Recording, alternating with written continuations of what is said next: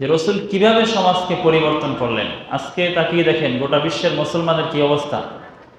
মুসলমানদেরকে হত্যা করা হচ্ছে প্রতিদিন, কিন্তু সমস্ত কাফেরেরা তারা ঐক্যবদ্ধ আছে, কিন্তু মুসলমানরা আজকে বিচ্ছিন্ন অবস্থায় আছে। আল্লাহ আমাদেরকে আদেশ দিয়েছেন, তোমরা সকলে মিলে আল্লাহর রশিকে, আল্লাহর রজ্জুকে শক্তভাবে আঁকড়ে ধরো। সুবহানাল্লাহ।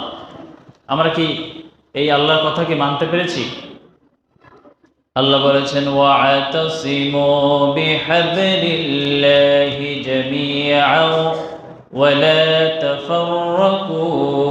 তোমরা সকলে মিলে, আল্লাহ বলেছেন, শুধুমাত্র কোনো দলকে বলে না যে এই দল এই দল, এরকম বলেছেন না, সকলকে বলেছেন, সমস্ত মানুষকে বলেছেন, মুসলিমদেরকে বলেছেন তোমরা ঐক্যবদ্ধ থাকো। সুবহানাল্লাহ।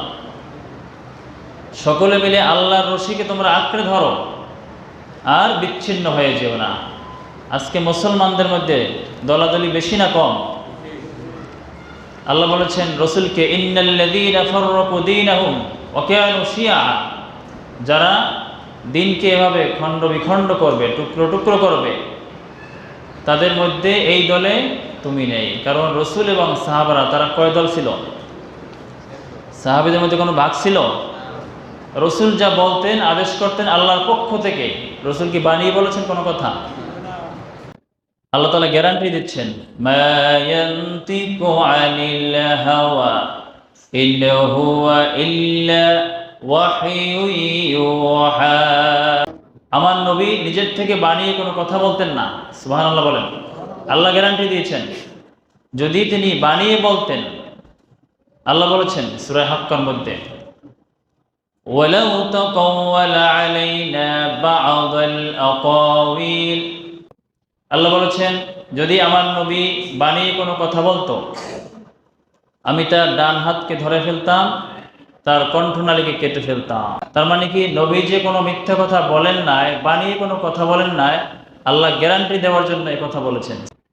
রসুল কিভাবে পরিবর্তন করলেন এই সমাজকে, এটি আমাদের জানতে হবে। আমরা মুসলমানরা আমরা মুসলিমদের সংখ্যাগরিষ্ঠতা, 57টা মুসলিম দেশ আছে এখনো ওআইসির সদস্যভুক্ত, কিন্তু মুসলমানদের অধঃপতন কেন আজকে? আর রসুলের সময় আজকে এত বিজ্ঞানের যুগে, এত পড়ালেখার আধুনিক যুগ, সব কিছু উন্নতি রয়েছে, কিন্তু মুসলমানদের কোনো উন্নতি নেই। রসুলের যারা সাহাবী ছিল, তখনকার সময় কি কোনো ইউনিভার্সিটি ছিল পড়ালেখার জন্য? বড় কোনো কলেজ ছিল, স্কুল ছিল, কোনো মাদ্রাসা ছিল? তাদের পড়ালেখার জন্য কিতাব ছিল মাত্র একটি। কয়টি? সবাই বলেন। এই কিতাবের নাম কি? আল কোরআন। কোরআনের বিধান রসুলের উপর নাজিল হয়েছে, এগুলো সাহাবীদেরকে শুনিয়ে দিয়েছেন, তারা মুখস্থ করেছেন, তারা আমল করেছেন, তার কারণেই সমাজের এই পরিবর্তন হয়েছে। সুবহানাল্লাহ বলেন।